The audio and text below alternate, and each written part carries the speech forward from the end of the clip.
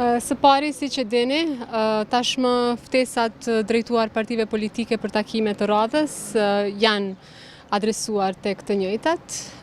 Pra Kryeministri Kurti në vazhdimsi ka bërë përpjekje që të ketë takime raport me arritjen e një marrëveshje për çështjen e presidentit. Unë kam pritur këto takime dhe mendoj që vetmja, si më thënë, mundësi për të mbri deri te një marrëveshje janë takimet të cilat ndodhin ndërmjet partive politike. Tani ju e dini që seanca konstituive pra si e përmendë është caktuar me datë 6 gusht, edhe presim që para 6 gushtit të ketë takime ndërmjet partive politike dhe në anën tjetër të ketë përpjekje maksimale për ta pasur një marrëveshje që ndërlidhet me çështjen e presidentit. Lëvizja vetëvendosje, siç e keni parë, I ka adresuar përgjegjësitë që ka përmes kryetarit dhe kryeministrit Kurti, por presim që edhe partitë tjera politike të reflektojnë raport me përgjegjësitë që I kanë.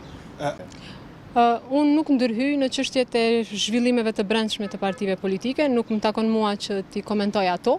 Çfarë unë kam mirëpritur është që tashmë pas rikonfirmimit të tij si kryetari I LDK-s është hap rruga për të vazhduar, si më thënë, takime ndërmjet partive politike.